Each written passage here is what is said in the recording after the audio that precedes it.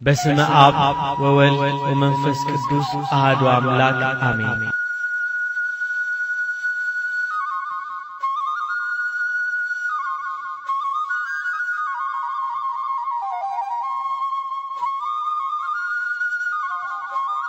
ተበራይቶ በጎተራ ያልገባ መንገድ ላይ የተደፋ የሚመስል ጤፍ ነው አሸዋውማው መንገድ። ያሸዋው ግለት መጫሚያን አልፎ የውስጥ እግርን ይደበልባል። ፀሐይ ቂም ያለባት ይመስል ደመና ለምኔ ብላ ያለ ርኅራኄ ትንቦገቦጋለች። በዚህ በሚያቃጥል ፀሐይ የውሃ ጥም፣ ረሃብ፣ ድካም፣ እንግልት እኒህ ሁሉ እየተፈራረቀባቸው ከፊት አህያዋ ላይ የታሰረውን ገመድ ትከሻው ላይ አድርጎ የግድ የሚራመድ አዛውንት፣ አህያዋ ላይ አራስነቷ ያልጠና በልጇ ፍቅር የምትንገበገብ እናት፣ ከአህያዋ ኋላ ስንቅ ነገር ያዘለች የሞት ሞቷን ትራመዳለች።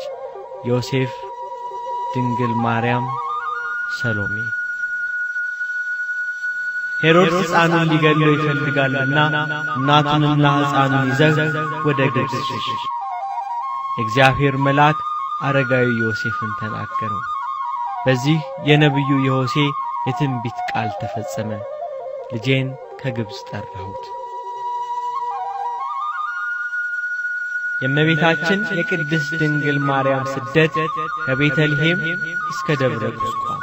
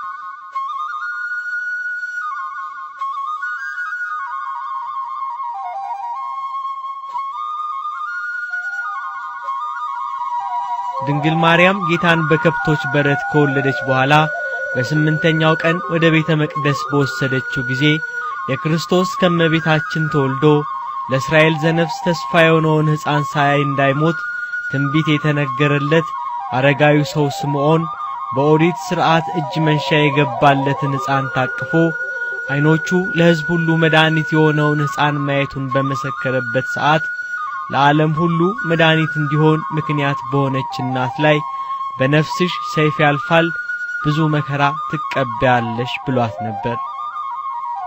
የመከራው ውል በተራ ቀጠለ።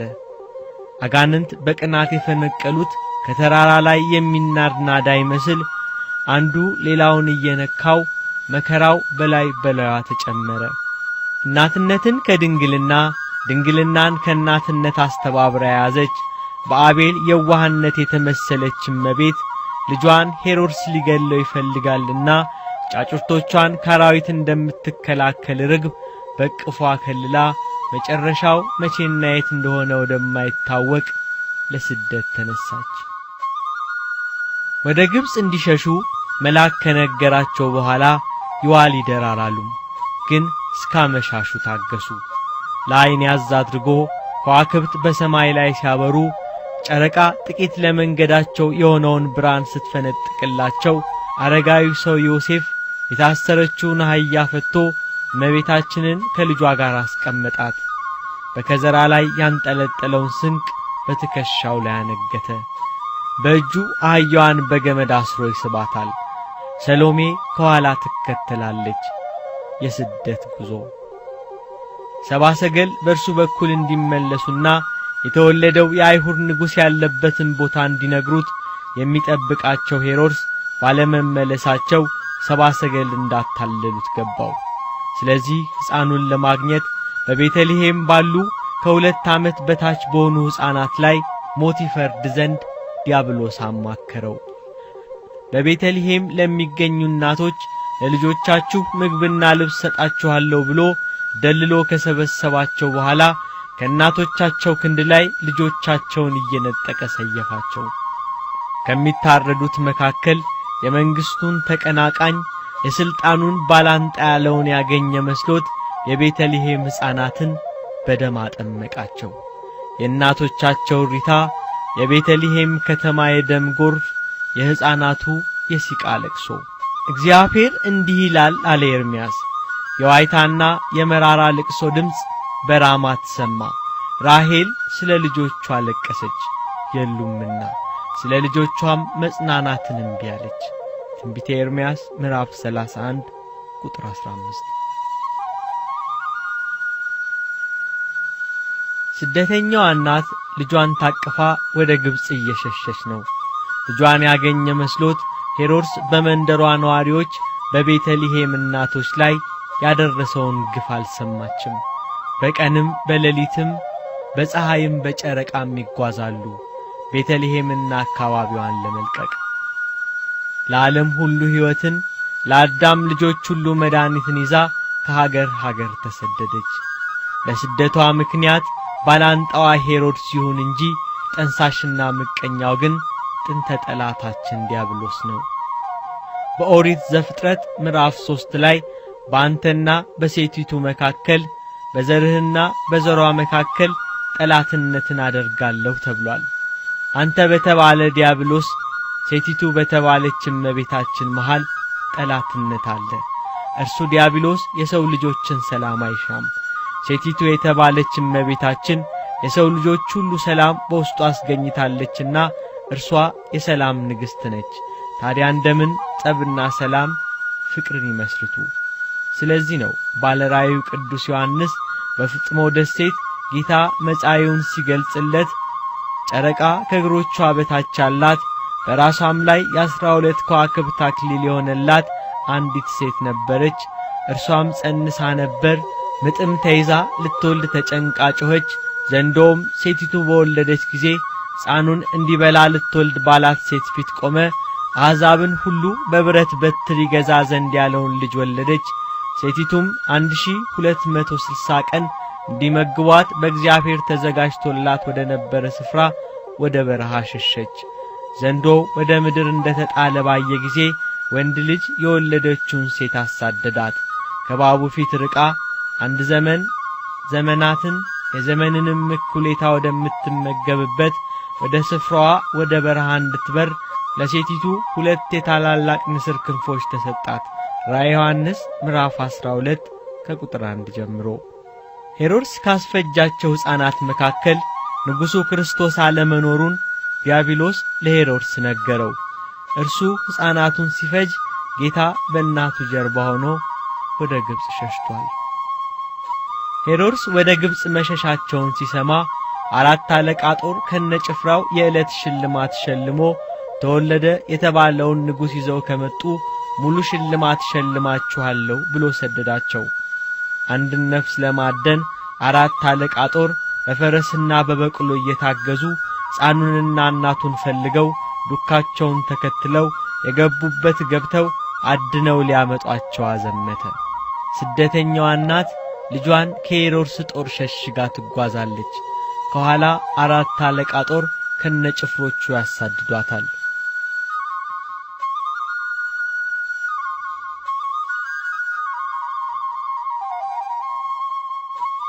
ከሄሮድስ ጦር ለመሸሽ ስደተኞቹ ይጓዛሉ። እመቤታችን ጌታን አንድ ጊዜ በክንዷ ሌላ ጊዜ በትከሻዋ እያቀፈችና እየተሸከመች ጥሻጥሻውን ተራራ ቀበቱን ዳገት ቁልቁለቱን ትጓዛለች። ሰሎሜ ከመንገድ መራቅና ብዛት የተነሳ አልፎ አልፎ ታግዛታለች። ከኋላ ጦር እየሸሸች ከፊት መድረሻ አልባ የሆነ ጉዞ፣ ድካም፣ እንግልት።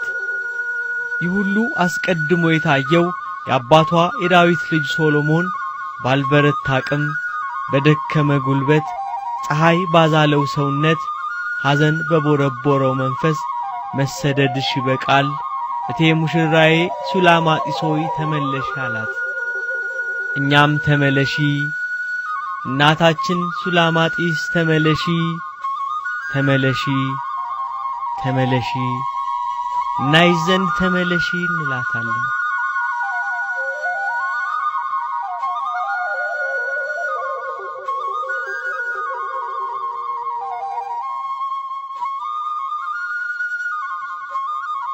ስደት እንኳን መጨረሻው ሳይታወቅ መድረሻው ቢታወቅም ይደክማል። ድካማቸውን ሊያስታግሱ ካገኙት አንዲት ዋርካ ስር ጥለዋል ሊጋሩ ከስሩ አረፉ። ድካም ሁሉንም አዝሏቸዋል። ጭር ባለው አካባቢ ዝምታው ነግሷል። የሚሰማው በማን አለብኝነት የሚነፍሰው ንፋስ ነው። ከሩቅ የሚቦና አቧራ ታያቸው። የቆየ አቧራው የሚንቀስ ነፍስ ነው ይመስላል። አሁን በፈረሶቻቸው የታገዙት አሳዳጆቹ የሄሮድስ ጭፍሮች ናቸው። ኃይል ምክንያት የሆናቸው ግን ዘንዶው ዲያብሎስ ነው። ባለራዩ ቅዱስ ዮሐንስ ዘንዶው ዲያብሎስ ወንድ ልጅ የወለደችውን ሴቲቱን አሳደዳት አላለም? ብዙ ጦር ኃይለኛ ፈረሰኞች እየቀረቡ ታዩአቸው። ወዴትም አያመልጡም። ነቢታችን ልጇን ይበልጥ አቀፈችው። ረረይተ ልቦና የሐዘን መጽናኛ እንባ በጉንጮቿ ላይ ወረደ። ልቧ ለቀሰ፣ ውስጧም አዘነ። ሄሮድስ ያዘመተው ጦር አንድ ነፍስ የሚያሳድድ ሳይሆን አገር ሊወር የተሰለፈ ጦር ይመስላል። ቀስት፣ ደጋን፣ ጋሻ ያነገተ 4 አለቃ ጦር። ዳሩ በመከራ ላይ አስተምረን እንጂ የሄሮድስ ጦር ለርሱ ከቁጥር የሚገባ ሆኖ አልነበረም። ባለራዩ ቅዱስ ዮሐንስ ምድሪቱም ሴቲቱን ረዳቻት እንዳለ ተደግፈው ጥለዋን የተጋሯት ዋርካ ውስጧ ተከፈተ። ቤት፣ ታዛ፣ መጠለያ፣ መሸሸጊያ ጎጆ ሆነቻቸው። ለብዙዎች መሸሸጊያ እናት ዋርካዋ መሸሸጊያ ሆነቻት። ሁሉንም ያዘቻቸው። መከረኛዋን እናት፣ ጠባቂዋን አረጋዩን ሰው ሰሎሜንና ለስደት በረከት የተጠራችውን አህያዋን። ዋርካዋ ሁሉንም ቻለች። ከውስጥ ሆነው የጦሩ ድምፅ፣ የፈረሶቹ ኮቴ ባጠገባቸው ሲያልፍ ይሰማቸዋል። ድንገት አህያዋ ውስጥ እንዳለች ድምፅ አሰማች። ጦሩ በድንገት ቆመ። እዚያ አካባቢ እንዳሉ አውቀዋል። ግን የት? ጊዜ ማጥፋት አልፈለጉም። ወደፊት ተመሙ። ተወለደ የተባለውን የአይሁድ ንጉሥ ፍለጋ። የሄሮድስ መልእክተኞች ካለፉ በኋላ ስደተኞቹ ለዳግም ስደት ተነሱ። አሁን ኢየሩሳሌምንና አካባቢዋን ለቀዋል። በግብጽ በስደት ላይ ግንቦት 24 ቀን ግብጽ ደረሱ። የግብጽ በረሃ መጨረሻው የማይታይ አድማስ፣ ኃይለኛ የፀሐይ ሙቀት፣ የአሸዋ ግለት። ከፀሐዩ ዋይ የተነሳ ጥቂት እንጂ ብዙ አላስኬዳቸውም። በበረሃው ርዝመት መንደርና ሰው ማግኘት እንዲህ በቀላሉ አይቻልም። ስንቅ አልቋል፣ ውሃ ጥሟ ይሏል። በቅርብ ባገኙት መንደር እመቤታችን ለልጇ የሚሆን ውሃ ለመለመን ወደ መንደሩ ተጠጋች። ከልጇ ለምና ለፍጥረት የምሕረት ውሃ የምታሰጥ እመቤት ውሃ ልመና ተነሳች። ግን በአንተና በሴቲቱ መካከል ጠላትነትን አደርጋለሁ ተብሏልና አንተ የተባለ ዲያብሎስ እየተከታተለ የሰውን ልቦና አስከፋባት እያላቸው ሊሰጧት አልወደዱም። እምቢ ለማትል እናት እምቢ አሏት። ውሃ ሳታገኝ ልጇን ሳታጠጣ ወደ ዮሴፍና ሰሎሜ ተመለሰች። ስትመለስ የበረሃ ሽፍቶች ሰሎሜንና ዮሴፍን አስፈራርተው 70 ሰገል ለጌታ ካመጡት እጅ መንሻ መሃል የጌታን የወርቅ ጫማ ወስደውባቸው ደረሰች። የልጇን የወርቅ ጫማ መወሰድ ስትሰማ ሄጄም ላላገኝ የልጄን ጫማ ወሰድኩ ብላ ርኅሬት እናት እንባን አነባች። ልጇ ወዳጇ ልቅሷን አይቶ እንባዋን በእጁ ጠርጎ ትንሽ ጣቱን ወደ ምድር ባወረደ ጊዜ እንደ ማር የሚጣፍጥ ምሬት የሌለው እንደ ወተት ነጭ ሆነ የውሃ ምንጭ አፈለቀ። ተስፋይቱን ምድር ለማውረስ ከግብጽ የባርነት ቀንበር አላቆ በሲና በረሃ ሕዝበ እስራኤልን ቀን በደመና ሌሊት በብርሃን አምድ ሲያጉዛቸው በነብዩ ሙሴ አማካኝነት ከጭንጫ ውሃ እንዳፈለቀ ዛሬም በጠባብ ደረት ባጭር ቁመት ተወስኖ በምድር ተገለጸና ከጭንጫ ውሃ ፈለቀ። ከዚያም ተጠጥቶ ከማይሰለች ውሃ ጠጡ። ሌላ አካባቢ ደረሱ። አንድ ገበሬ ስንዴ ዘርቶ አፍርቶና አብቦለት ወቅቶና በራይቶ ወደ ጎተራ ሲከት እመቤታችን ልትለምነው ፈለገች። በሩቅ ቆማ ከስንዴ እህል ጥቂት እንዲሰጣት ተማጸነችው። ሊሰጣት ግን አልወደደም። ሊያታልላት ፈለገ። ይሄ እኮ ስንዴ አይደለም፣ ስንዴ መስሎሽ ነው የተከመረው፣ ጠጠር ነው አላት። ሰይጣን የሰውን ልቦና ያከፋባት ተቸገረች። ገበሬውን እሺ እንደ ቃል ይሁን ብላው ሄደች። አናግሯት ሲዞር የተከመረው ስንዴ ጠጠር ሆኖ አገኘው። ከዚህ አልፈው ደብረ ምጥማቅ ደረሱ። ጌታ መጻኢውን ከዘመናት በኋላ በዚህ ቦታ ስለሚገደመው ገዳም ስለሚሰሩት ድንቅ የአባቶች ገድል ለእናቱ ይነግራት ነበር። በዚህ ቦታ ባንቺና በኔ ስም የከበረ ቤተ ክርስቲያን ይሰራል፣ መነኮሳት በዚህ ታላቅ ገዳም ይገድማሉ፣ የብዙ ቅዱሳን መካን ይሆናል፣ ለሕዝብ ሁሉ በየቋንቋቸው ብዙ ትምህርት ይደረጋል፣ ያመኑ ያላመኑም ሰዎች ያዩታል። ይህም ያለዚህ ዓለም ለመምጣቴ ዮንና አዳምን ለማዳን ካንቺ ሰው ለመሆኔ መታሰቢያ ናት። በዚህ በስምሽ በሚሰራው ገዳም አንቺ ትገለጫለሽ። የመላእክት አለቆች ንጹሃን የሚሆኑ ሚካኤልና ገብርኤል በቀኝና በግራሽ ይሆናሉ። የሰው ልጅ መዳኛው ቀኑ በደረሰ ጊዜ በአይሁድ በፈቃዴ ሞትን እቀበላለሁ።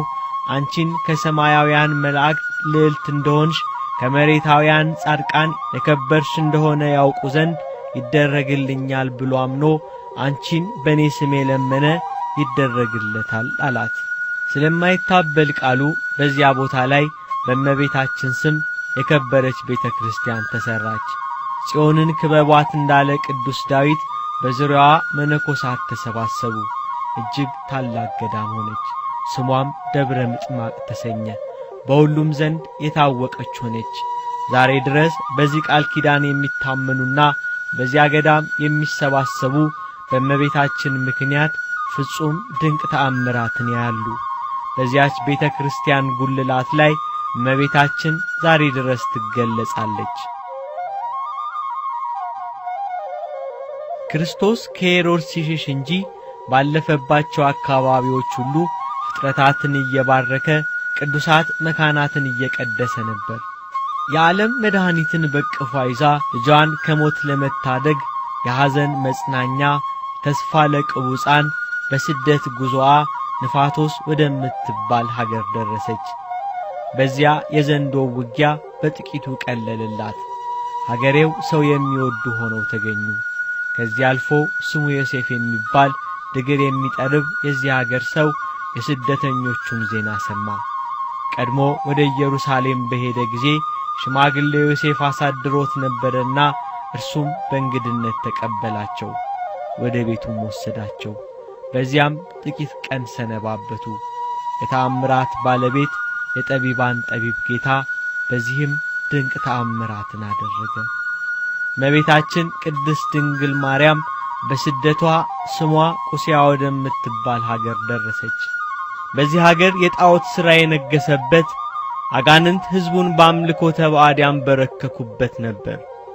በአንድ አምልኮተ ጣዖት በሚከበርበት ቤት ስደተኞቹ ባለፉ ጊዜ በዚያ የሚመለክ ጋኔን ጮኸ። በወንጌል የጌታን መምጣት የተመለከተ ጋኔን ያደረበት ሰው አረፋ እየደፈቀ እንደጮኸ ጌታ ሆይ ካንተ ጋር ምን አለን ልታጠፋን መጣህን እንዳለ እንዲሁ ጮኸ። ይችን ሴትና ልጇን ከሀገራችሁ አስወጧቸው፣ የግብፅን አውራጃ ሁሉ ዞረዋል። ወደዚህ ሀገር ወደ ጣዖታቱም ቤት የገቡ እንደሆነ ጠላቶቻችን በእኛ ላይ ይነሱብንና የሀገራችን ሥርዓት ይፈርሳል፣ ሀገራችንንም ያጠፉብናል፣ አስወጧቸው እያለ ጮኸ። የአገሬው ሕዝብ ሰይጣን ልባቸውን አክፍቷቸው ስደተኞቹን ጠሏቸው።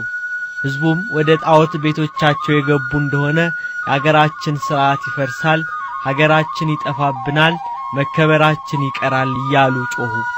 ለጣዖታት የሚያገለግሉ 100 የሚሆኑ ካህናተ ጣዖት ገመድና በትር ይዘው ስድብ አበዙባቸው። ሂዱ ከሀገራችን ውጡ አንፈልጋችሁም አሏቸው። አማልክቶቻችን በእናንተ ምክንያት ሀገራችንን እንደሚያጠፏት ነግረውናል፣ ውጡ አሏቸው። አሳደዷቸው። ማረፊያ ጠፋ። እህል ውሃ ሳይሆን ለጥቂት አረፍ የሚሉበት ቦታ አልተገኘም። የነገስታት ንጉሥ ዓለማትን የሚገዛ እሱ ተሰደደ። ለፍጥረታት ሁሉ መጠጊያ ማረፊያ የሆነች እናት ማረፊያ ታዛጣች። ተመለሺ በአባትሽ በዳዊት ሀገር ብዙ ማረፊያ ያለሽና ተመለሺ፣ ሱላማጢስ ተመለሺ፣ እቴ ሙሽራዬ ተመለሺ፣ እናይሽ ዘንድ ተመለሺ። አጋንንት የሰውን ልቦና ያከፋባት ከቁስያ የተሰደደች እመቤት ከብዙ የመንገድ ድካም በኋላ ትዕማን ከምትባል ሴት ደጅ ደረሰች። በእንተ ስማ ተብላ በስሟ የሚለመንናት ለልመና ድምጿን አሰማች። ትዕማን በአገልጋዮቿ የተከበበች ባለሀብት ሴት ነበረች። የእመቤታችንን የልመና ድምፅ፣ የፊቷን ደም ግባት፣ የታቀፈችውን የልጇን ክብር ሞገስ የተመለከተች ትዕማን ከወዴት እንደመጣች ጠየቀቻት። እመቤታችን ከይሁዳ ምድር ተሰድጄ የመጣሁ ነኝ አለቻት። የትዕማንን ልብ መዳናችንን የማይወድ ጥንተ ጠላታችን አውሬው ዲያብሎስ አከፋው። ለመዳናችን ምክንያት የሆነች እመቤትን እንድትጠላት አደረገ። በክፋት ተናገረቻት። ክብር ምስጋና ይግባትና ደረቅ ኃይለኛ ብትሆኝ ይሆናል እንጂ እንዳንቺ ያለ ቆንጆ ከመጋረጃ አትወጣም ነበር። ንግግሯ በስደትና በረሃብ የደከመ ሰውነትን እጅግ አድርጎ ይጎዳል። ጠባቂዋ ዮሴፍ ለንግግሩ መልስ ሰጠ። ለለመነ ቢኖር ይዘከሩታል፣ ባይኖር ካለው ያድርስ ይሉታል እንጂ እንደ ጦር ልብ የሚነካ ነገር መናገር ምን ያደርጋል አላት። ትዕማንን ከከበቧት አገልጋዮች አንዷ ኮቲባ ለእመቤቷ ልታግዝ ደርቡን እያናወጠች ከሰገነቱ ወርዳ ወደ ስደተኞቹ ተንደረደረች። ይሄ ፍየል እረኛ እመቤቴን እንደምን ይናገራታል ብላ አረጋዊ ዮሴፍን በጥፊ ቃታው ጌታችንን ከእመቤታችን ላይ ነጥቃ ከምድር ጣለችው። በአንተና በሴቲቱ መካከል ጠላትነትን አደርጋለሁ እንደተባለ የጠላትነት መገለጫውን በልቦናቸው ክፋት ባሳደረ መሳሪያዎቹ አንተ የተባለ አውሬው ዲያብሎስ ክፋቱን ገለጠ። ትዕግስት ገንዘቡ የሆነ ሰው የሆነ ጌታ ከመሬት ወድቆ ምርር ብሎ አለቀሰ።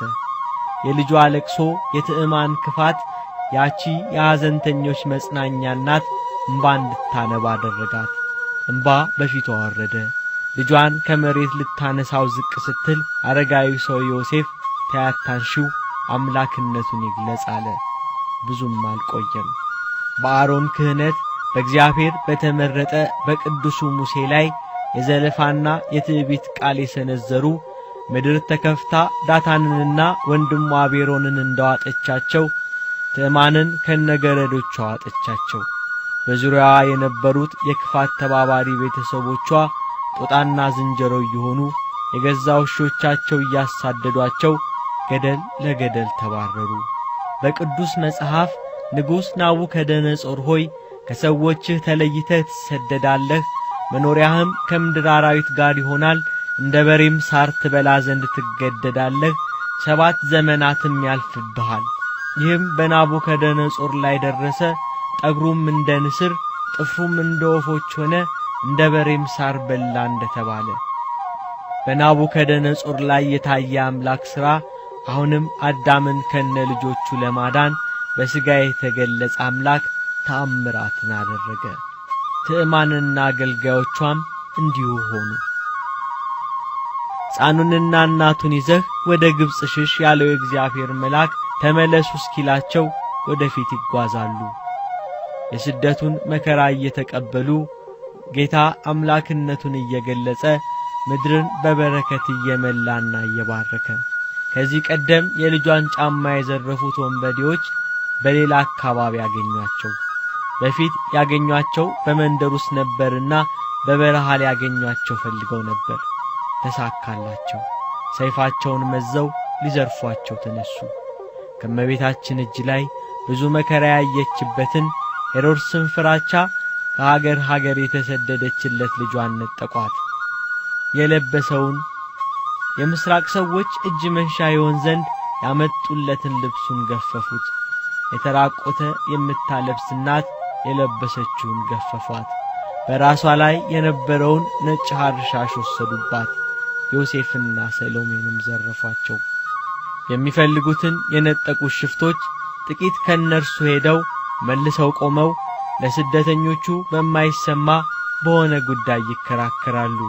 ስደተኛዋ እናት የሽፍቶቹ ተመልሶ መቆም አስፈራት። የዘረፉትን ከዘረፉ በኋላ ለምን አይሄዱም? ቆመው የሚያወሩት ልጄን ሊገሉት ነው ብላ እንባ የለመደው ዓይኗ ፊቷን አጠበው። ድምፅ አሰምታ አለቀሰች።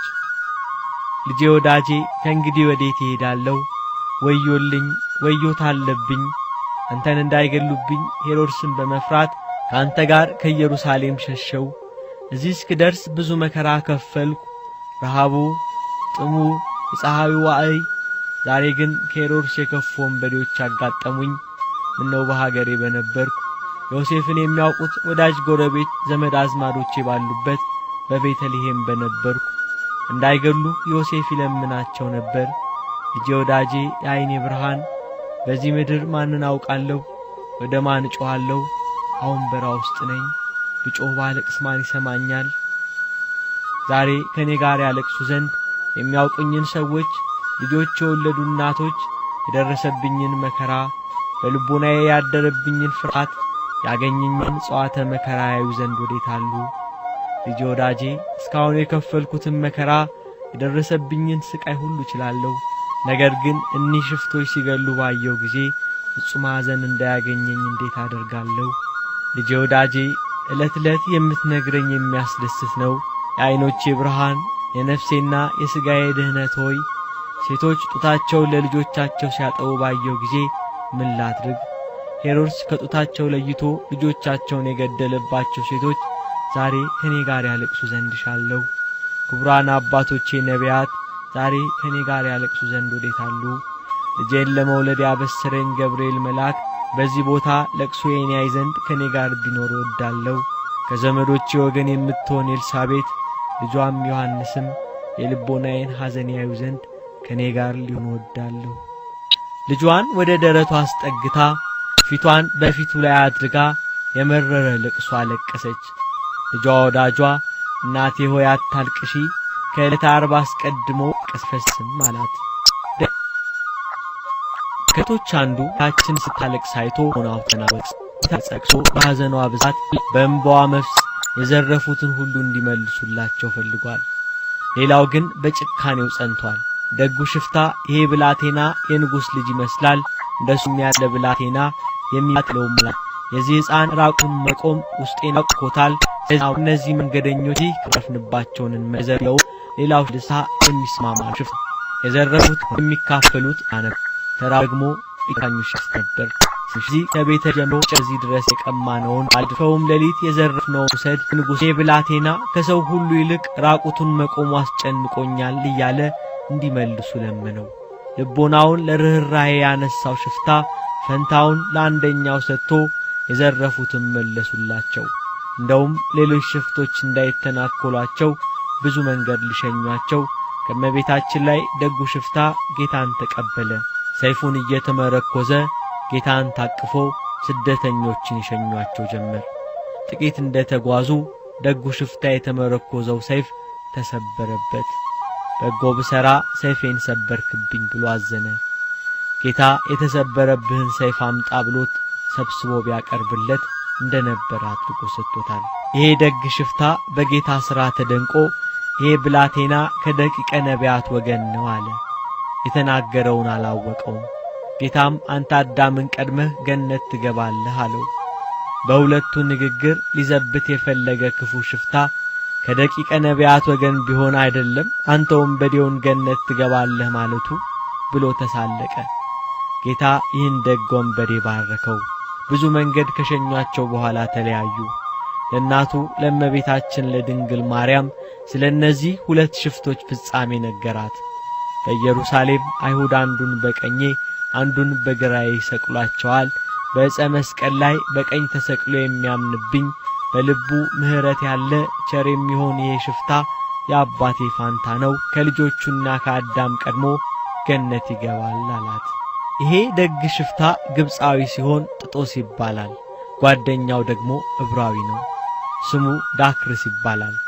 እኒህ ሁለት ሽፍቶች ጌታ በቀራንዮ አደባባይ ስለኛ ሲል ከወንበዴዎች ጋር ተቆጥሮ በተሰቀለ ጊዜ ጥጦስ ወይንም ፈያታዊ ዘየማን በቀኝ ዳክርስ ወይንም ፈያታዊ ዘጸጋም በግራ ተሰቀሉ።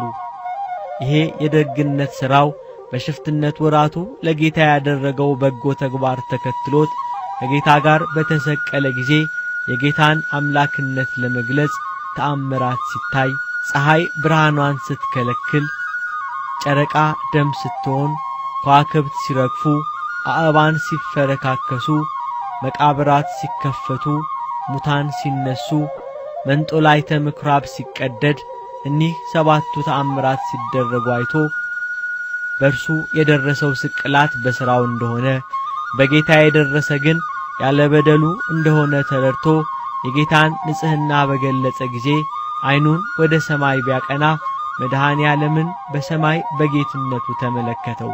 በዚህ ሰዓት ነበር አዳምን ቀድሞ ገነት ሊያገባው የሚያስችል ልመና ያቀረበው። ተዘከረኒ እግዚኦ በውስተ መንግሥትከ፣ አቤቱ በመንግሥት በመጣ ጊዜ አስበኝ። እውነት እልሃለሁ ዛሬ ከኔ ጋር በገነት ትኖራለህ ብሎ ገነት እንዲገባ የደም ማኅተም ሰጠው። አዳምን ቀድሞ ገነት ገባ።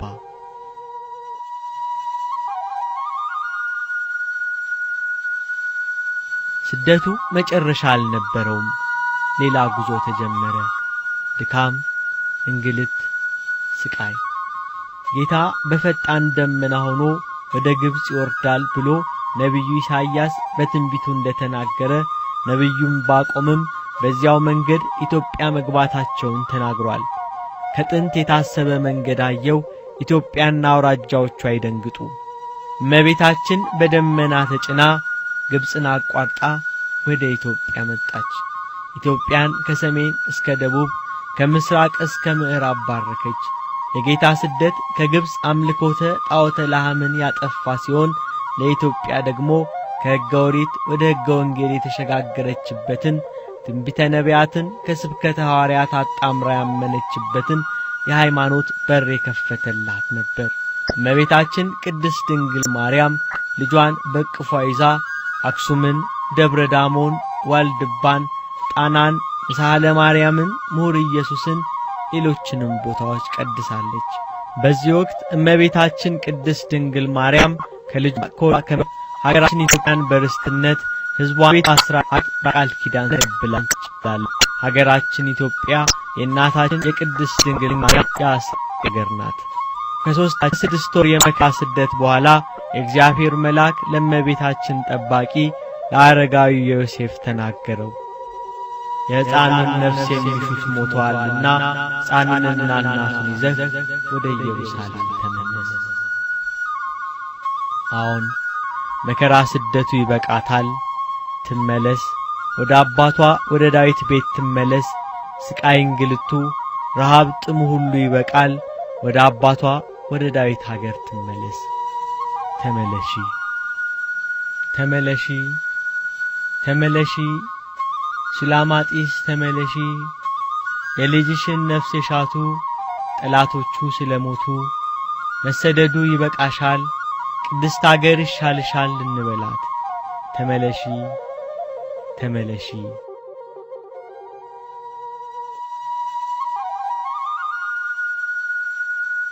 እመቤታችን ቅድስት ድንግል ማርያም ከስደቷ ስትመለስ ቁስቋም እየተባለ በሚጠራው በግብጽ በሚገኘው ገዳም ለጥቂት ጊዜ ረፍት አድርጋለች። በዚህ ቦታ ላይ በኋላ ዘመን የእስክንድሪያው ሊቀ ጳጳስ ቅዱስ ቴዎፍሎስ በስሟ ቤተክርስቲያንን ሰርቶባታል። ያቺ ቤተክርስቲያን ዛሬ ድረስ ትቀደሳለች።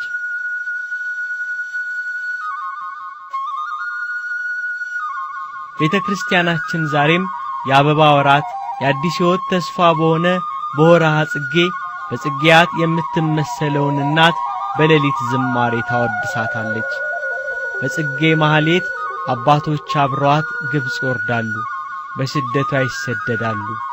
ከመስከረም ማለቂያ ሙሉውን ብርዳማ ጥቅምትን ጨምሮ እስከ ህዳር ጅማሬ ሌሊቱን ባደመቀው የከዋክብት የጨረቃ ብርሃን በከበሮና በጸናጽል ያማረ ድምጽ በንፋስ እየታዘዘ ወድቆ እንደሚነሳ የባህር ቄጤማ በመሰለ የመቋሚያ ዝማሜ በህብረት ዝማሬያቸው ዛሬም በማህሌታቸው ከመቤታችን ጋር ስደት ይነሳሉ። በመዝሙራቸው ከመላእክት ጋር ግብጽን አቋርጠው በረሃውን ተጉዘው በስመ አብ ወወልድ ወመንፈስ ቅዱስ አሐዱ አምላክ አሜን።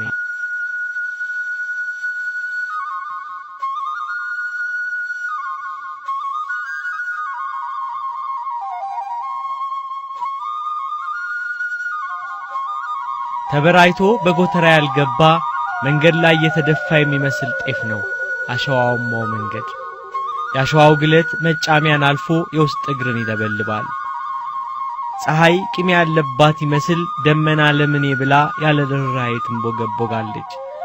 በዚህ በሚያቃጥል ፀሐይ የውሃ ጥም፣ ረሃብ፣ ድካም፣ እንግልት እኒህ ሁሉ እየተፈራረቀባቸው ከፊት አህያዋ ላይ የታሰረውን ገመድ ትከሻው ላይ አድርጎ የግድ የሚራመድ አዛውንት፣ አህያዋ ላይ አራስነቷ ያልጠና በልጇ ፍቅር የምትንገበገብ እናት፣ ከአህያዋ ኋላ ስንቅ ነገር ያዘለች የሞት ሞቷን ትራመዳለች። ዮሴፍ፣ ድንግል ማርያም፣ ሰሎሜ። ሄሮድስ ሕፃኑን ሊገድለው ይፈልጋልና እናቱንና ሕፃኑን ይዘው ወደ ግብጽ ሸሸ። እግዚአብሔር መልአክ አረጋዊ ዮሴፍን ተናገረው። በዚህ የነብዩ የሆሴ የትንቢት ቃል ተፈጸመ። ልጄን ከግብጽ ጠራሁት። የእመቤታችን የቅድስት ድንግል ማርያም ስደት ከቤተልሔም እስከ ደብረ ቁስቋም።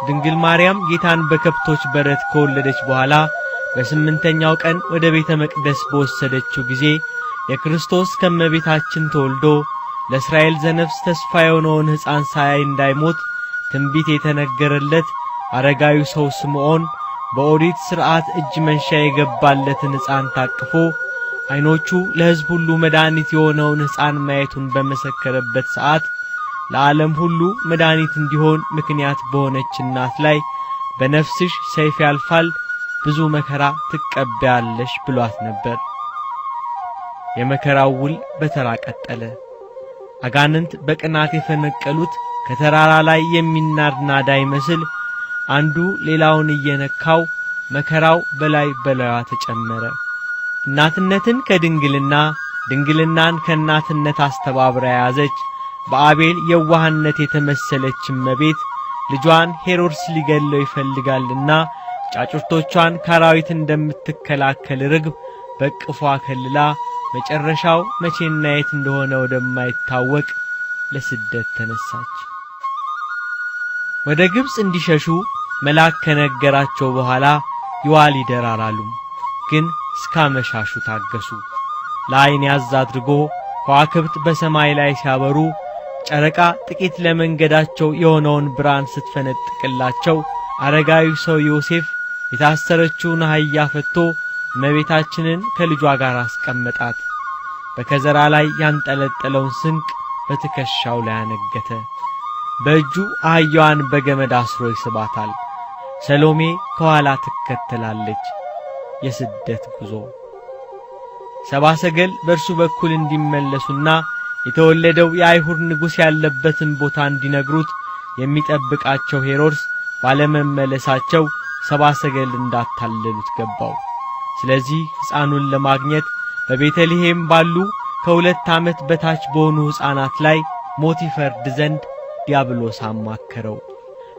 በቤተልሔም ለሚገኙ እናቶች ለልጆቻችሁ ምግብና ልብስ ሰጣችኋለሁ ብሎ ደልሎ ከሰበሰባቸው በኋላ ከእናቶቻቸው ክንድ ላይ ልጆቻቸውን እየነጠቀ ሰየፋቸው። ከሚታረዱት መካከል የመንግስቱን ተቀናቃኝ የስልጣኑን ባላንጣ ያለውን ያገኘ መስሎት የቤተልሔም ሕፃናትን በደም አጠመቃቸው። የእናቶቻቸው ሪታ፣ የቤተልሔም ከተማ የደም ጎርፍ፣ የሕፃናቱ የሲቃ ለቅሶ። እግዚአብሔር እንዲህ ይላል አለ ኤርምያስ፣ የዋይታና የመራራ ልቅሶ ድምፅ በራማ ተሰማ። ራሔል ስለ ልጆቿ ለቀሰች የሉምና፣ ስለ ልጆቿም መጽናናትን እምቢ አለች። ትንቢተ ኤርምያስ ምዕራፍ 31 ቁጥር 15። ስደተኛዋ እናት ልጇን ታቅፋ ወደ ግብጽ እየሸሸች ነው። ልጇን ያገኘ መስሎት ሄሮድስ በመንደሯ ነዋሪዎች በቤተልሔም እናቶች ላይ ያደረሰውን ግፍ አልሰማችም። በቀንም በሌሊትም በፀሐይም በጨረቃም ይጓዛሉ ቤተልሔምና አካባቢዋን ለመልቀቅ። ለዓለም ሁሉ ሕይወትን ለአዳም ልጆች ሁሉ መድኃኒትን ይዛ ከሀገር ሀገር ተሰደደች። ለስደቷ ምክንያት ባላንጣዋ ሄሮድስ ይሁን እንጂ ጠንሳሽና ምቀኛው ግን ጥንተ ጠላታችን ዲያብሎስ ነው። በኦሪት ዘፍጥረት ምዕራፍ 3 ላይ በአንተና በሴቲቱ መካከል በዘርህና በዘሯ መካከል ጠላትነትን አደርጋለሁ ተብሏል። አንተ በተባለ ዲያብሎስ፣ ሴቲቱ በተባለች እመቤታችን መሃል ጠላትነት አለ። እርሱ ዲያብሎስ የሰው ልጆችን ሰላም አይሻም። ሴቲቱ የተባለች እመቤታችን የሰው ልጆች ሁሉ ሰላም በውስጧ አስገኝታለችና እርሷ የሰላም ንግሥት ነች። ታዲያ እንደምን ጠብና ሰላም ፍቅርን ይመስርቱ? ስለዚህ ነው ባለራእዩ ቅዱስ ዮሐንስ በፍጥሞ ደሴት ጌታ መጻኢውን ሲገልጽለት ጨረቃ ከእግሮቿ በታች አላት፣ በራሷም ላይ የ12 ከዋክብት አክሊል የሆነላት አንዲት ሴት ነበረች። እርሷም ጸንሳ ነበር፣ ምጥም ተይዛ ልትወልድ ተጨንቃ ጮኸች። ዘንዶም ሴቲቱ በወለደች ጊዜ ሕፃኑን እንዲበላ ልትወልድ ባላት ሴት ፊት ቆመ። አሕዛብን ሁሉ በብረት በትር ይገዛ ዘንድ ያለውን ልጅ ወለደች። ሴቲቱም 1260 ቀን እንዲመግቧት በእግዚአብሔር ተዘጋጅቶላት ወደ ነበረ ስፍራ ወደ በረሃ ሸሸች። ዘንዶ ወደ ምድር እንደተጣለ ባየ ጊዜ ወንድ ልጅ የወለደችውን ሴት አሳደዳት። ከባቡ ፊት ርቃ አንድ ዘመናትን የዘመንንም እኩሌታ ወደምትመገብበት ወደ ስፍራዋ ወደ በረሃ እንድትበር ለሴቲቱ 2 የታላላቅ ንስር ክንፎች ተሰጣት። ራእየ ዮሐንስ ምዕራፍ 12 ከቁጥር 1 ጀምሮ። ሄሮድስ ካስፈጃቸው ሕፃናት መካከል ንጉሡ ክርስቶስ አለመኖሩን ዲያብሎስ ለሄሮድስ ነገረው። እርሱ ሕፃናቱን ሲፈጅ ጌታ በእናቱ ጀርባ ሆኖ ወደ ግብጽ ሸሽቷል። ሄሮድስ ወደ ግብጽ መሸሻቸውን ሲሰማ 4 አለቃ ጦር ከነጭፍራው የዕለት ሽልማት ሸልሞ ተወለደ የተባለውን ንጉሥ ይዘው ከመጡ ሙሉ ሽልማት ሸልማችኋለሁ ብሎ ሰደዳቸው። አንድን ነፍስ ለማደን 4 አለቃ ጦር በፈረስና በበቅሎ እየታገዙ ሕፃኑንና እናቱን ፈልገው ዱካቸውን ተከትለው የገቡበት ገብተው አድነው ሊያመጧቸው አዘመተ። ስደተኛዋ እናት ልጇን ከሄሮድስ ጦር ሸሽጋ ትጓዛለች። ከኋላ 4 አለቃ ጦር ከነጭፍሮቹ ያሳድዷታል።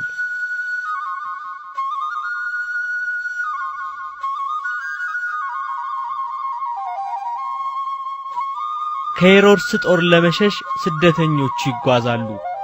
እመቤታችን ጌታን አንድ ጊዜ በክንዷ ሌላ ጊዜ በትከሻዋ እያቀፈችና እየተሸከመች ጥሻጥሻውን፣ ተራራ ቀበቱን፣ ዳገት ቁልቁለቱን ትጓዛለች። ሰሎሜ ከመንገድ መራቅና ብዛት የተነሳ አልፎ አልፎ ታግዛታለች። ከኋላ ጦር እየሸሸች ከፊት መድረሻ አልባ የሆነ ጉዞ፣ ድካም፣ እንግልት። ይህ ሁሉ አስቀድሞ የታየው የአባቷ የዳዊት ልጅ ሶሎሞን ባልበረታ አቅም፣ በደከመ ጉልበት፣ ፀሐይ ባዛለው ሰውነት፣ ሐዘን በቦረቦረው መንፈስ መሰደድሽ ይበቃል፣ እቴ ሙሽራዬ ሱላማጢስ ሆይ ተመለሺ አላት። እኛም ተመለሺ እናታችን ሱላማጢስ ተመለሺ ተመለሺ ተመለሺ እናይሽ ዘንድ ተመለሺ እንላታለን።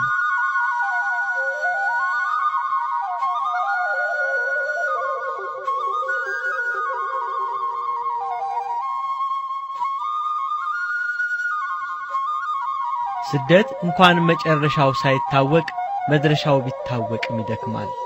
ድካማቸውን ሊያስታግሱ ካገኙት አንዲት ዋርካ ስር ጥለዋል ሊጋሩ ከስሩ አረፉ። ድካም ሁሉንም አዝሏቸዋል። ጭር ባለው አካባቢ ዝምታው ነግሷል። የሚሰማው በማን አለብኝነት የሚነፍሰው ንፋስ ነው። ከሩቅ የሚቦና አቧራ ታያቸው።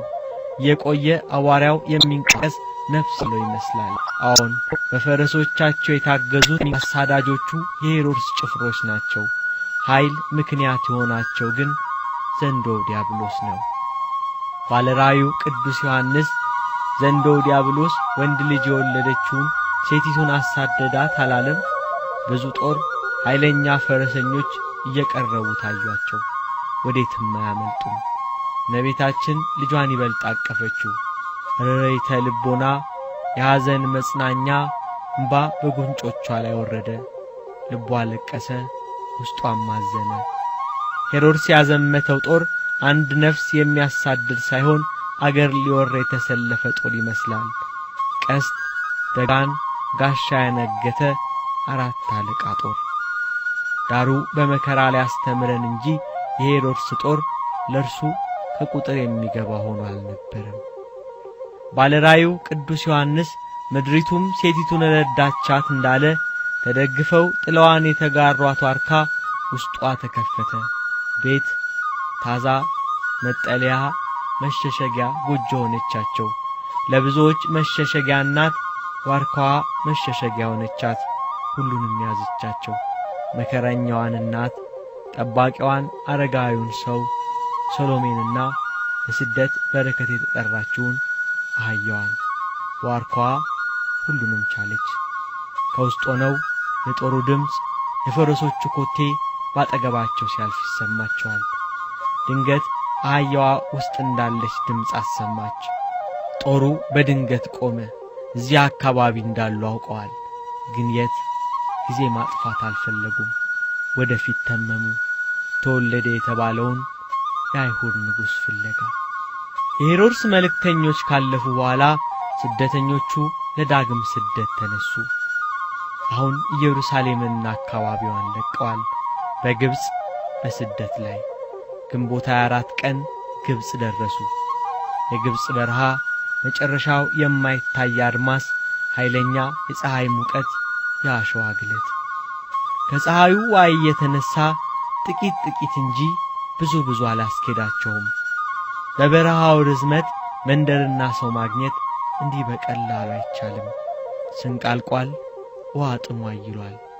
በቅርብ ባገኙት መንደር እመቤታችን ለልጇ የሚሆን ውሃ ለመለመን ወደ መንደሩ ተጠጋች። ከልጇ ለምና ለፍጥረት የምሕረት ውሃ የምታሰጥ እመቤት ውሃ ልመና ተነሳች። ግን በአንተና በሴቲቱ መካከል ጠላትነትን አደርጋለሁ ተብሏልና አንተ የተባለ ዲያብሎስ እየተከታተለ የሰውን ልቦና አስከፋባት እያላቸው ሊሰጧት አልወደዱም። እንዲህ ለማትል እናት እምቢ አሏት። ውሃ ሳታገኝ ልጇን ሳታጠጣ ወደ ዮሴፍና ሰሎሜ ተመለሰች። ስትመለስ የበረሃ ሽፍቶች ሶሎሜንና ዮሴፍን አስፈራርተው 70 ሰገል ለጌታ ካመጡት እጅ መንሻ መሃል የጌታን የወርቅ ጫማ ወስደውባቸው ደረሰች። የልጇን የወርቅ ጫማ መወሰድ ስትሰማ ሄጄም ላላገኝ የልጄን ጫማ አስወሰድኩ ብላ ርኅሬት እናት እንባን አነባች። ልጇ ወዳጇ ልቅሷን አይቶ እንባዋን በእጁ ጠርጎ ትንሹ ጣቱን ወደ ምድር ባወረደ ጊዜ እንደ ማር የሚጣፍጥ ምሬት የሌለው እንደ ወተት ነጭ ሆነ የውሃ ምንጭ አፈለቀ። ተስፋይቱን ምድር ለማውረስ ከግብጽ የባርነት ቀንበር አላቆ በሲና በረሃ ሕዝበ እስራኤልን ቀን በደመና ሌሊት በብርሃን አምድ ሲያጉዛቸው በነብዩ ሙሴ አማካኝነት ከጭንጫ ውሃ እንዳፈለቀ ዛሬም በጠባብ ደረት ባጭር ቁመት ተወስኖ በምድር ተገለጸና ከጭንጫ ውሃ ፈለቀ። ከዚያም ተጠጥቶ ከማይሰለች ውሃ ጠጡ። ሌላ አካባቢ ደረሱ። አንድ ገበሬ ስንዴ ዘርቶ አፍርቶና አብቦለት ወቅቶና በራይቶ ወደ ጎተራ ሲከት እመቤታችን ልትለምነው ፈለገች። በሩቅ ቆማ ከስንዴ እህል ጥቂት እንዲሰጣት ተማጸነችው። ሊሰጣት ግን አልወደደም። ሊያታልላት ፈለገ። ይሄ እኮ ስንዴ አይደለም፣ ስንዴ መስሎሽ ነው የተከመረው፣ ጠጠር ነው አላት። ሰይጣን የሰውን ልቦና ያከፋባት ተቸገረች። ገበሬውን እሺ እንደ ቃል ይሁን ብላው ሄደች። አናግሯት ሲዞር የተከመረው ስንዴ ጠጠር ሆኖ አገኘው። ከዚህ አልፈው ደብረ ምጥማቅ ደረሱ። ጌታ መጻኢውን ከዘመናት በኋላ በዚህ ቦታ ስለሚገደመው ገዳም ስለሚሰሩት ድንቅ የአባቶች ገድል ለእናቱ ይነግራት ነበር። በዚህ ቦታ ባንቺና በኔ ስም የከበረ ቤተ ክርስቲያን ይሰራል፣ መነኮሳት በዚህ ታላቅ ገዳም ይገድማሉ፣ የብዙ ቅዱሳን መካን ይሆናል፣ ለሕዝብ ሁሉ በየቋንቋቸው ብዙ ትምህርት ይደረጋል፣ ያመኑ ያላመኑም ሰዎች ያዩታል። ይህም ያለዚህ ዓለም ለመምጣቴ ዮንና አዳምን ለማዳን ካንቺ ሰው ለመሆኔ መታሰቢያ ናት። በዚህ በስምሽ በሚሰራው ገዳም አንቺ ትገለጫለሽ። የመላእክት አለቆች ንጹሃን የሚሆኑ ሚካኤልና ገብርኤል በቀኝና በግራሽ ይሆናሉ። የሰው ልጅ መዳኛው ቀኑ በደረሰ ጊዜ በአይሁድ በፈቃዴ ሞትን እቀበላለሁ። አንቺን ከሰማያውያን መላእክት ልዕልት እንደሆንሽ ከመሬታውያን ጻድቃን የከበርሽ እንደሆነ ያውቁ ዘንድ ይደረግልኛል ብሎ አምኖ አንቺን በኔ ስም የለመነ ይደረግለታል አላት። ስለማይታበል ቃሉ በዚያ ቦታ ላይ በእመቤታችን ስም የከበረች ቤተ ክርስቲያን ተሰራች። ጽዮንን ክበቧት እንዳለ ቅዱስ ዳዊት በዙሪያዋ መነኮሳት ተሰባሰቡ። እጅግ ታላቅ ገዳም ሆነች። ስሟም ደብረ ምጥማቅ ተሰኘ። በሁሉም ዘንድ የታወቀች ሆነች። ዛሬ ድረስ በዚህ ቃል ኪዳን የሚታመኑና በዚያ ገዳም የሚሰባሰቡ በእመቤታችን ምክንያት ፍጹም ድንቅ ተአምራትን ያያሉ። በዚያች ቤተ ክርስቲያን ጉልላት ላይ እመቤታችን ዛሬ ድረስ ትገለጻለች። ክርስቶስ ከሄሮድስ ሲሸሽ እንጂ ባለፈባቸው አካባቢዎች ሁሉ ፍጥረታትን እየባረከ ቅዱሳት መካናትን እየቀደሰ ነበር። የዓለም መድኃኒትን በቅፏ ይዛ ልጇን ከሞት ለመታደግ የሐዘን መጽናኛ ተስፋ ለቅቡፃን በስደት ጉዞዋ ንፋቶስ ወደምትባል ሀገር ደረሰች። በዚያ የዘንዶ ውጊያ በጥቂቱ ቀለለላት። ሀገሬው ሰው የሚወዱ ሆነው ተገኙ። ከዚህ አልፎ ስሙ ዮሴፍ የሚባል ድግር የሚጠርብ የዚህ ሀገር ሰው የስደተኞቹን ዜና ሰማ። ቀድሞ ወደ ኢየሩሳሌም በሄደ ጊዜ ሽማግሌ ዮሴፍ አሳድሮት ነበርና እርሱም በእንግድነት ተቀበላቸው፣ ወደ ቤቱም ወሰዳቸው። በዚያም ጥቂት ቀን ሰነባበቱ። የተአምራት ባለቤት የጠቢባን ጠቢብ ጌታ በዚህም ድንቅ ተአምራትን አደረገ። እመቤታችን ቅድስት ድንግል ማርያም በስደቷ ስሟ ቁስያ ወደምትባል ሀገር ደረሰች። በዚህ ሀገር የጣዖት ሥራ የነገሰበት አጋንንት ሕዝቡን በአምልኮተ ባዕድ ያንበረከኩበት ነበር። በአንድ አምልኮተ ጣዖት በሚከበርበት ቤት ስደተኞቹ ባለፉ ጊዜ በዚያ የሚመለክ ጋኔን ጮኸ። በወንጌል የጌታን መምጣት የተመለከተ ጋኔን ያደረበት ሰው አረፋ እየደፈቀ እንደጮኸ ጌታ ሆይ ካንተ ጋር ምን አለን ልታጠፋን መጣህን እንዳለ እንዲሁ ጮኸ። ይችን ሴትና ልጇን ከሀገራችሁ አስወጧቸው፣ የግብፅን አውራጃ ሁሉ ዞረዋል፣ ወደዚህ ሀገር ወደ ጣዖታቱም ቤት የገቡ እንደሆነ ጠላቶቻችን በእኛ ላይ ይነሱብንና የሀገራችን ሥርዓት ይፈርሳል፣ ሀገራችንንም ያጠፉብናል፣ አስወጧቸው እያለ ጮኸ። የአገሬው ሕዝብ ሰይጣን ልባቸውን አክፍቷቸው ስደተኞቹን ጠሏቸው። ሕዝቡም ወደ ጣዖት ቤቶቻቸው የገቡ እንደሆነ የሀገራችን ሥርዓት ይፈርሳል፣ ሀገራችን ይጠፋብናል፣ መከበራችን ይቀራል እያሉ ጮኹ። ለጣዖታት የሚያገለግሉ 100 የሚሆኑ ካህናተ ጣዖት ገመድና በትር ይዘው ስድብ አበዙባቸው። ሂዱ፣ ከሀገራችን ውጡ፣ አንፈልጋችሁም አሏቸው። አማልክቶቻችን በእናንተ ምክንያት ሀገራችንን እንደሚያጠፏት ነግረውናል፣ ውጡ አሏቸው። አሳደዷቸው። ማረፊያ ጠፋ። እህል ውሃ ሳይሆን ለጥቂት አረፍ የሚሉበት ቦታ አልተገኘም። የነገሥታት ንጉሥ ዓለማትን የሚገዛ እሱ ተሰደደ።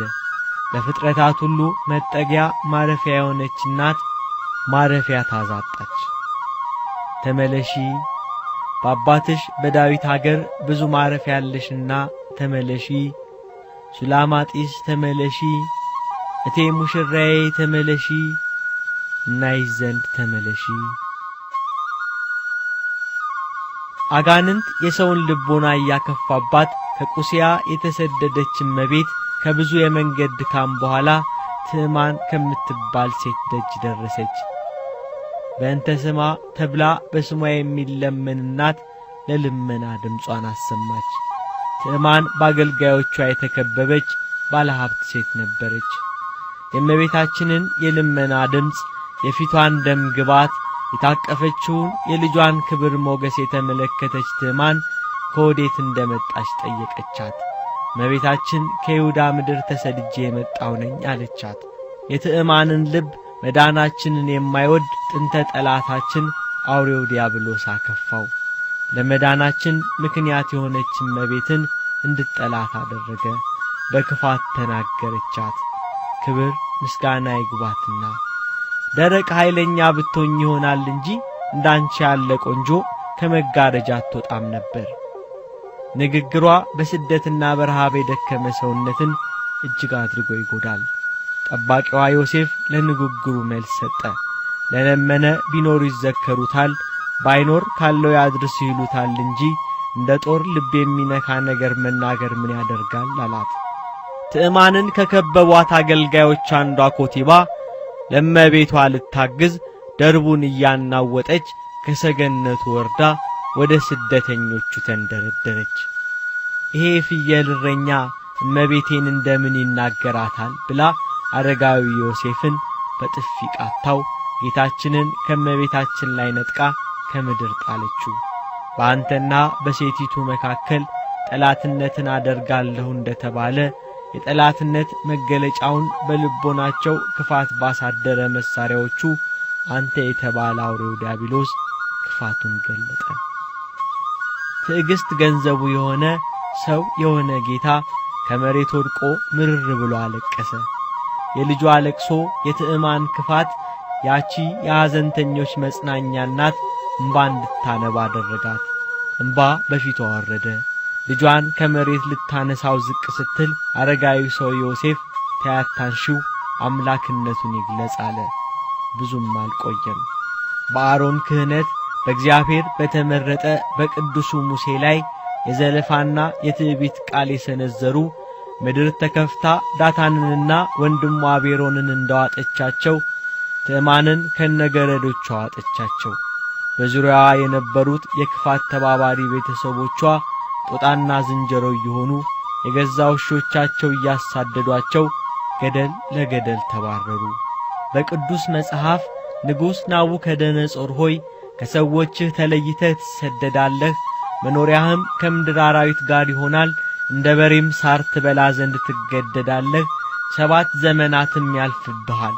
ይህም በናቡከደነጾር ላይ ደረሰ። ጠጉሩም እንደ ንስር ጥፍሩም እንደ ወፎች ሆነ፣ እንደ በሬም ሳር በላ እንደተባለ በናቡከደነጾር ላይ የታየ አምላክ ሥራ አሁንም አዳምን ከነ ልጆቹ ለማዳን በሥጋ የተገለጸ አምላክ ተአምራትን አደረገ። ትዕማንና አገልጋዮቿም እንዲሁ ሆኑ። ሕፃኑንና እናቱን ይዘህ ወደ ግብጽ ሽሽ ያለው የእግዚአብሔር መልአክ ተመለሱ እስኪላቸው ወደፊት ይጓዛሉ። የስደቱን መከራ እየተቀበሉ ጌታ አምላክነቱን እየገለጸ ምድርን በበረከት እየመላና እየባረከ ከዚህ ቀደም የልጇን ጫማ የዘረፉት ወንበዴዎች በሌላ አካባቢ ያገኟቸው። በፊት ያገኟቸው በመንደር ውስጥ ነበርና በበረሃ ላይ ያገኟቸው ፈልገው ነበር። ተሳካላቸው። ሰይፋቸውን መዘው ሊዘርፏቸው ተነሱ። ከመቤታችን እጅ ላይ ብዙ መከራ ያየችበትን ሄሮድስን ፍራቻ ከሀገር ሀገር የተሰደደችለት ልጇን ነጠቋት። የለበሰውን የምስራቅ ሰዎች እጅ መንሻ ይሆን ዘንድ ያመጡለትን ልብሱን ገፈፉት። የተራቆተ የምታለብስ እናት የለበሰችውን ገፈፏት። በራሷ ላይ የነበረውን ነጭ ሐር ሻሽ ወሰዱባት። ዮሴፍና ሰሎሜንም ዘረፏቸው። የሚፈልጉትን የነጠቁት ሽፍቶች ጥቂት ከነርሱ ሄደው መልሰው ቆመው ለስደተኞቹ በማይሰማ በሆነ ጉዳይ ይከራከራሉ። ስደተኛዋ እናት የሽፍቶቹ ተመልሶ መቆም አስፈራት። የዘረፉትን ከዘረፉ በኋላ ለምን አይሄዱም? ቆመው የሚያወሩት ልጄን ሊገሉት ነው ብላ እንባ የለመደው ዓይኗ ፊቷን አጠበው። ድምፅ አሰምታ አለቀሰች። ልጄ ወዳጄ ከእንግዲህ ወዴት እሄዳለሁ? ወዮልኝ፣ ወዮታ አለብኝ። አንተን እንዳይገሉብኝ ሄሮድስን በመፍራት ካንተ ጋር ከኢየሩሳሌም ሸሸው። እዚህ እስክደርስ ብዙ መከራ ከፈልኩ። ረሃቡ፣ ጥሙ፣ የፀሐዩ ዋዕይ። ዛሬ ግን ከሄሮድስ የከፉ ወንበዴዎች አጋጠሙኝ። ምነው በሀገሬ በነበርኩ። ዮሴፍን የሚያውቁት ወዳጅ ጎረቤት ዘመድ አዝማዶቼ ባሉበት በቤተልሔም በነበርኩ። እንዳይገሉ ዮሴፍ ይለምናቸው ነበር። ልጄ ወዳጄ የዓይኔ ብርሃን፣ በዚህ ምድር ማንን አውቃለሁ? ወደ ማን እጮኻለሁ? አሁን በራ ውስጥ ነኝ። ብጮህ ባለቅስ ማን ይሰማኛል? ዛሬ ከኔ ጋር ያለቅሱ ዘንድ የሚያውቁኝን ሰዎች፣ ልጆች የወለዱ እናቶች የደረሰብኝን መከራ፣ በልቦናዬ ያደረብኝን ፍርሃት፣ ያገኘኝን ጽዋተ መከራ ያዩ ዘንድ ወዴት አሉ? ልጄ ወዳጄ እስካሁን የከፈልኩትን መከራ የደረሰብኝን ስቃይ ሁሉ እችላለሁ። ነገር ግን እኒህ ሽፍቶች ሲገሉ ባየው ጊዜ ፍጹም ሐዘን እንዳያገኘኝ እንዴት አደርጋለሁ? ልጄ ወዳጄ ዕለት ዕለት የምትነግረኝ የሚያስደስት ነው። የዓይኖቼ ብርሃን፣ የነፍሴና የሥጋዬ ድህነት ሆይ፣ ሴቶች ጡታቸውን ለልጆቻቸው ሲያጠቡ ባየው ጊዜ ምን ላድርግ? ሄሮድስ ከጡታቸው ለይቶ ልጆቻቸውን የገደለባቸው ሴቶች ዛሬ ከኔ ጋር ያለቅሱ ዘንድ ሻለሁ። ክቡራን አባቶቼ ነቢያት ዛሬ ከኔ ጋር ያለቅሱ ዘንድ ወዴት አሉ? ልጄን ለመውለድ ያበሰረኝ ገብርኤል መልአክ በዚህ ቦታ ለቅሶዬን ያይ ዘንድ ከኔ ጋር ቢኖር እወዳለሁ። ከዘመዶቼ ወገን የምትሆን ኤልሳቤጥ ልጇም ዮሐንስም የልቦናዬን ሐዘን ያዩ ዘንድ ከኔ ጋር ሊሆኑ እወዳለሁ። ልጇን ወደ ደረቷ አስጠግታ ፊቷን በፊቱ ላይ አድርጋ የመረረ ልቅሶ አለቀሰች። ልጇ ወዳጇ እናቴ ሆይ አታልቅሺ፣ ከዕለተ ዓርብ አስቀድሞ ቀስፈስም አላት። ከቶች አንዱ ያችን ስታለቅስ አይቶ ሆናው ተናወጥ ተጸቅሶ በሐዘኗ ብዛት በእንባዋ መፍስ የዘረፉትን ሁሉ እንዲመልሱላቸው ፈልጓል። ሌላው ግን በጭካኔው ጸንቷል። ደጉ ሽፍታ ይሄ ብላቴና የንጉሥ ልጅ ይመስላል፣ እንደሱም ያለ ብላቴና የሚያጥለው ማለት የዚህ ሕፃን ራቁን መቆም ውስጤን አቆታል። እነዚህ መንገደኞች ከረፍንባቸውን መዘለው ሌላው ልሳ የሚስማማ ሽፍታ የዘረፉት የሚካፈሉት አነብ ተራ ደግሞ ይካኙ ሽፍታ ነበር። ስለዚህ ከቤተ ጀምሮ እዚህ ድረስ የቀማነውን አልፈውም ሌሊት የዘረፍነው ሰድ ንጉሥ ብላቴና ከሰው ሁሉ ይልቅ ራቁቱን መቆሙ አስጨንቆኛል እያለ እንዲመልሱ ለመነው። ልቦናውን ለርህራሄ ያነሳው ሽፍታ ፈንታውን ለአንደኛው ሰጥቶ የዘረፉትን መለሱላቸው። እንደውም ሌሎች ሽፍቶች እንዳይተናኮሏቸው ብዙ መንገድ ሊሸኟቸው ከመቤታችን ላይ ደጉ ሽፍታ ጌታን ተቀበለ። ሰይፉን እየተመረኮዘ ጌታን ታቅፎ ስደተኞችን ይሸኟቸው ጀመር። ጥቂት እንደተጓዙ ደጉ ሽፍታ የተመረኮዘው ሰይፍ ተሰበረበት። በጎ ብሰራ ሰይፌን ሰበርክብኝ ብሎ አዘነ። ጌታ የተሰበረብህን ሰይፍ አምጣ ብሎት ሰብስቦ ቢያቀርብለት እንደነበር አድርጎ ሰጥቶታል። ይሄ ደግ ሽፍታ በጌታ ሥራ ተደንቆ ይሄ ብላቴና ከደቂቀ ነቢያት ወገን ነው አለ። የተናገረውን አላወቀውም። ጌታም አንተ አዳምን ቀድመህ ገነት ትገባለህ አለው። በሁለቱ ንግግር ሊዘብት የፈለገ ክፉ ሽፍታ ከደቂቀ ነቢያት ወገን ቢሆን አይደለም አንተ ወንበዴውን ገነት ትገባለህ ማለቱ ብሎ ተሳለቀ። ጌታ ይህን ደግ ወንበዴ ባረከው። ብዙ መንገድ ከሸኟቸው በኋላ ተለያዩ። ለእናቱ ለእመቤታችን ለድንግል ማርያም ስለነዚህ ሁለት ሽፍቶች ፍጻሜ ነገራት። በኢየሩሳሌም አይሁድ አንዱን በቀኜ አንዱን በግራዬ ይሰቅሏቸዋል። በዕፀ መስቀል ላይ በቀኝ ተሰቅሎ የሚያምንብኝ በልቡ ምሕረት ያለ ቸር የሚሆን ይሄ ሽፍታ የአባቴ ፋንታ ነው፣ ከልጆቹና ከአዳም ቀድሞ ገነት ይገባል አላት። ይሄ ደግ ሽፍታ ግብፃዊ ሲሆን ጥጦስ ይባላል። ጓደኛው ደግሞ ዕብራዊ ነው። ስሙ ዳክርስ ይባላል።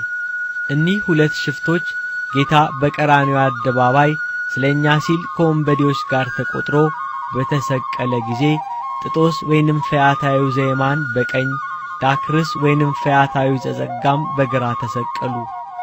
ይሄ የደግነት ሥራው በሽፍትነት ወራቱ ለጌታ ያደረገው በጎ ተግባር ተከትሎት ከጌታ ጋር በተሰቀለ ጊዜ የጌታን አምላክነት ለመግለጽ ተአምራት ሲታይ ፀሐይ ብርሃኗን ስትከለክል፣ ጨረቃ ደም ስትሆን፣ ከዋክብት ሲረግፉ፣ አእባን ሲፈረካከሱ፣ መቃብራት ሲከፈቱ፣ ሙታን ሲነሱ፣ መንጦላይተ ምኵራብ ሲቀደድ እኒህ ሰባቱ ተአምራት ሲደረጉ አይቶ በእርሱ የደረሰው ስቅላት በሥራው እንደሆነ በጌታ የደረሰ ግን ያለ በደሉ እንደሆነ ተረድቶ የጌታን ንጽሕና በገለጸ ጊዜ ዓይኑን ወደ ሰማይ ቢያቀና መድኃኔ ዓለምን በሰማይ በጌትነቱ ተመለከተው። በዚህ ሰዓት ነበር አዳምን ቀድሞ ገነት ሊያገባው የሚያስችል ልመና ያቀረበው። ተዘከረኒ እግዚኦ በውስተ መንግሥትከ፣ አቤቱ በመንግሥት በመጣ ጊዜ አስበኝ። እውነት እልሃለሁ ዛሬ ከኔ ጋር በገነት ትኖራለህ ብሎ ገነት እንዲገባ የደም ማኅተም ሰጠው። አዳምን ቀድሞ ገነት ገባ።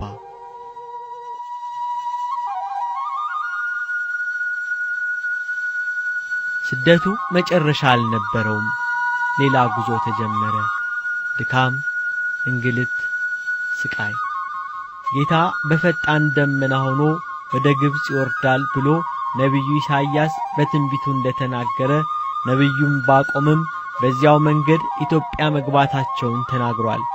ከጥንት የታሰበ መንገድ አየው፣ ኢትዮጵያና አውራጃዎቿ አይደንግጡ። እመቤታችን በደመና ተጭና ግብጽን አቋርጣ ወደ ኢትዮጵያ መጣች። ኢትዮጵያን ከሰሜን እስከ ደቡብ ከምስራቅ እስከ ምዕራብ ባረከች። የጌታ ስደት ከግብጽ አምልኮተ ጣዖተ ላህምን ያጠፋ ሲሆን ለኢትዮጵያ ደግሞ ከሕገ ኦሪት ወደ ሕገ ወንጌል የተሸጋገረችበትን ትንቢተ ነቢያትን ከስብከተ ሐዋርያት አጣምራ ያመነችበትን የሃይማኖት በር የከፈተላት ነበር። እመቤታችን ቅድስት ድንግል ማርያም ልጇን በቅፏ ይዛ አክሱምን፣ ደብረ ዳሞን፣ ዋልድባን፣ ጣናን፣ ሳህለ ማርያምን፣ ምሁር ኢየሱስን፣ ሌሎችንም ቦታዎች ቀድሳለች። በዚህ ወቅት እመቤታችን ቅድስት ድንግል ማርያም ከልጇ ሀገራችን ኢትዮጵያን በርስትነት ሕዝቧን አስራት በቃል ኪዳን ተቀብላለች። ሀገራችን ኢትዮጵያ የእናታችን የቅድስት ድንግል ማርያም ሀገር ናት። ከ6 ወር የመከራ ስደት በኋላ የእግዚአብሔር መልአክ ለእመቤታችን ጠባቂ ለአረጋዊ ዮሴፍ ተናገረው። የሕፃኑን ነፍስ የሚሹት ሞተዋልና ሕፃኑንና እናቱን ይዘህ ወደ ኢየሩሳሌም ተመለስ። አሁን መከራ ስደቱ ይበቃታል፣ ትመለስ። ወደ አባቷ ወደ ዳዊት ቤት ትመለስ። ስቃይ፣ እንግልቱ፣ ረሃብ፣ ጥሙ ሁሉ ይበቃል። ወደ አባቷ ወደ ዳዊት ሀገር ትመለስ። ተመለሺ፣ ተመለሺ፣ ተመለሺ፣ ሱላማጢስ ተመለሺ። የልጅሽን ነፍስ የሻቱ ጠላቶቹ ስለሞቱ መሰደዱ ይበቃሻል፣ ቅድስት አገር ይሻልሻል እንበላት። ተመለሺ፣ ተመለሺ።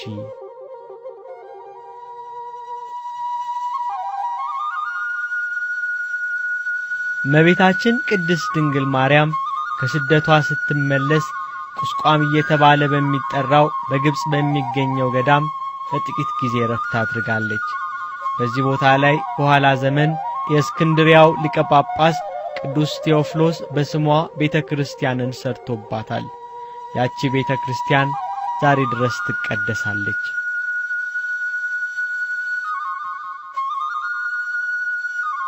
ቤተክርስቲያናችን ዛሬም የአበባ ወራት የአዲስ ሕይወት ተስፋ በሆነ በወርሃ ጽጌ በጽጌያት የምትመሰለውን እናት በሌሊት ዝማሬ ታወድሳታለች።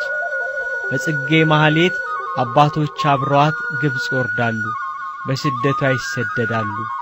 ከመስከረም ማለቂያ ሙሉውን ብርዳማ ጥቅምትን ጨምሮ እስከ ህዳር ጅማሬ ሌሊቱን ባደመቀው የከዋክብት የጨረቃ ብርሃን በከበሮና በጸናጽል ያማረ ድምጽ በንፋስ እየታዘዘ ወድቆ እንደሚነሳ የባህር ቄጤማ በመሰለ የመቋሚያ ዝማሜ በህብረት ዝማሬያቸው ዛሬም በማህሌታቸው ከመቤታችን ጋር ስደት ይነሳሉ።